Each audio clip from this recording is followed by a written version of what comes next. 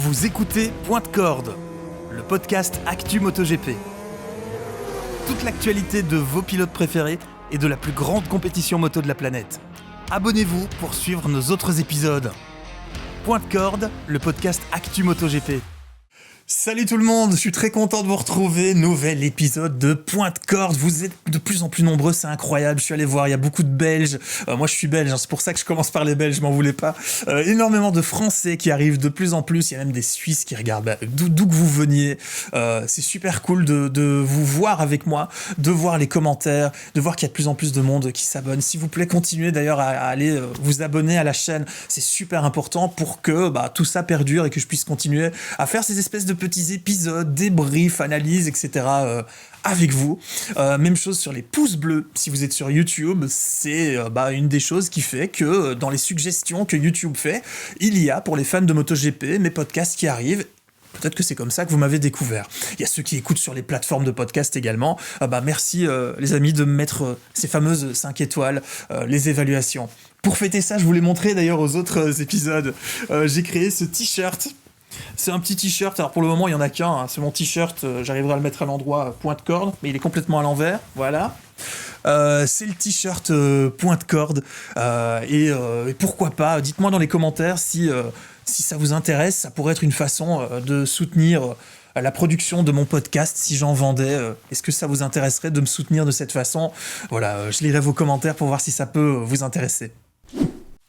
Le sommaire du jour, le coup de la panne de Yamaha pour Fabio Quartararo. Si on vous a déjà fait le coup de la panne, vous savez que ça n'arrive jamais au bon moment, mais en général, pour vous, ça ne s'est jamais passé à la fin d'une course MotoGP. Pour Fabio Quartararo, oui. Et c'est bien ça qui est embêtant. Alors, je sais que le prix de l'essence augmente, mais quand même, on va pas déconner avec ça. Voilà, mais plus sérieusement, ça a quand même impacté les 2 dernières courses de la Yamaha et de Fabio Quartararo suffisamment pour qu'on en parle aujourd'hui.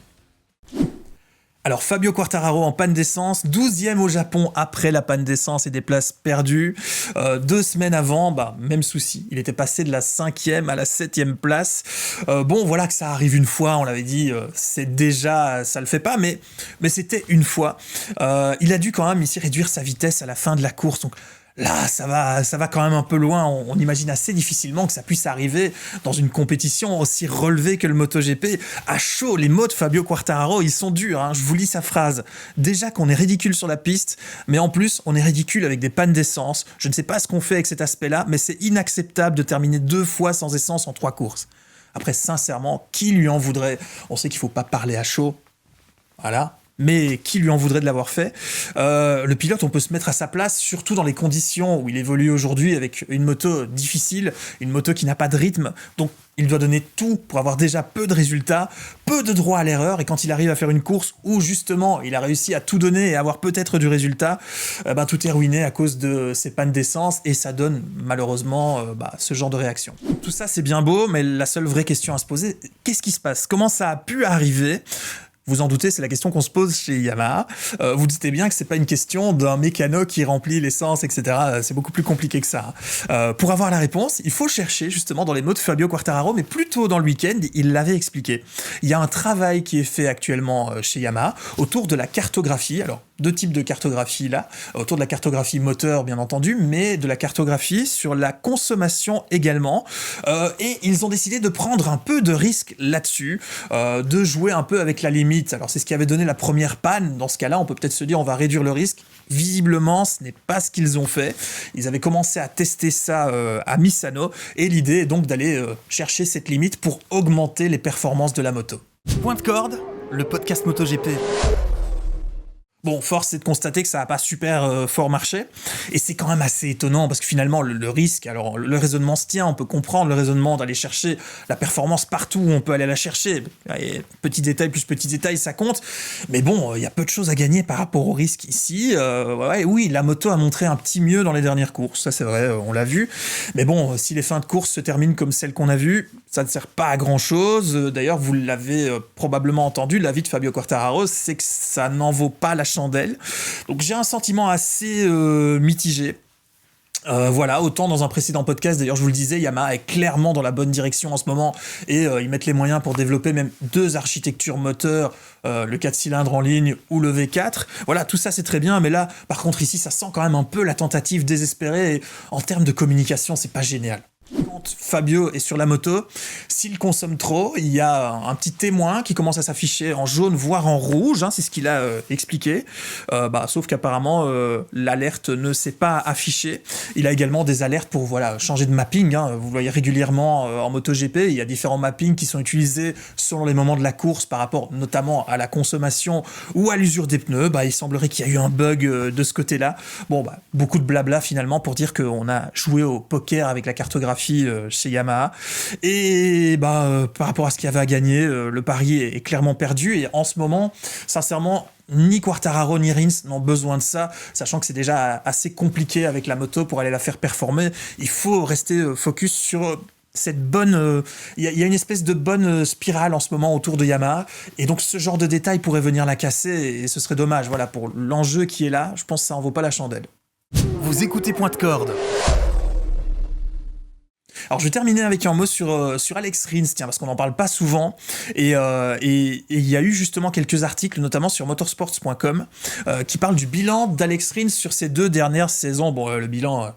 Vous en doutez, il est catastrophique tout simplement, mais c'est un bilan qui a été perturbé par des blessures. Il est catastrophique pas uniquement à cause des performances du pilote, puisqu'on se rappelle que Alex Rins, à la base, à son époque Suzuki, c'est un pilote qui savait gagner. Je me rappelle, d'ailleurs, j'étais là à Silverstone quand dans le dernier virage, il a fait un dépassement incroyable pour aller gagner, et c'était fou, mais... Tout ça, c'est un peu loin, cela dit. C'est un pilote qui a 6 victoires et 18 podiums. Yamaha l'a pas choisi pour rien.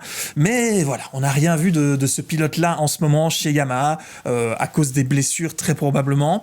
Et ce qui fait que je vous en parle, c'est que assez étonnamment, au milieu de tout ça, Yamaha lui a proposé une prolongation jusqu'en 2026.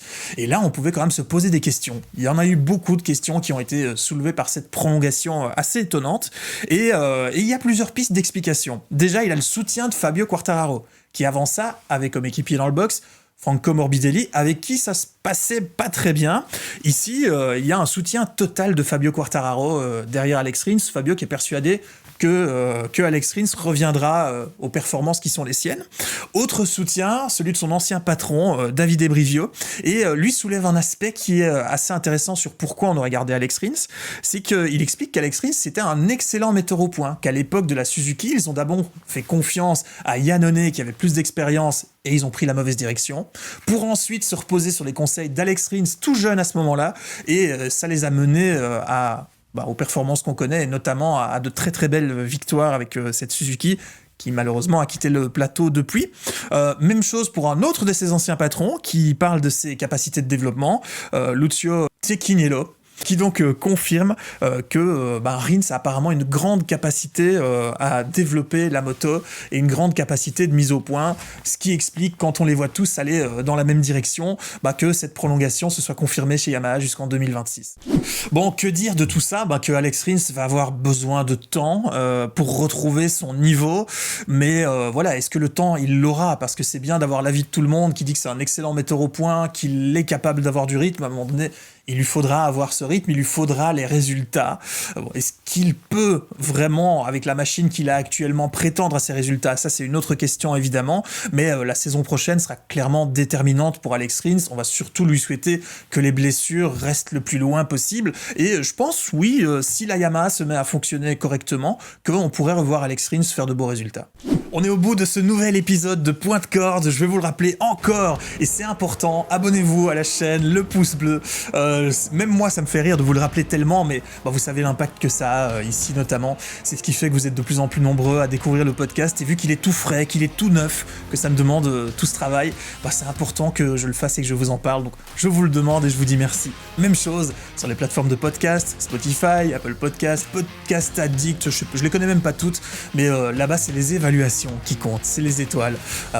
Vous pouvez en mettre. Et tiens, dites-moi dans les commentaires en conclusion, est-ce que vous imaginez Alex Rins revenir jouer aux avant-postes si la Yamaha est performante, hein. On est d'accord que ça dépendra également de la moto, mais sur une moto donc performante, est-ce que vous pensez qu'Alex Rins est un bon choix dans cette prolongation de contrat? Voilà, je vous donne rendez-vous pour un prochain podcast très bientôt, nouvel épisode de Point de Corde. Salut! Vous écoutez Point de Corde, le podcast Actu MotoGP. Abonnez-vous pour suivre nos autres épisodes. Point de Corde, le podcast Actu MotoGP.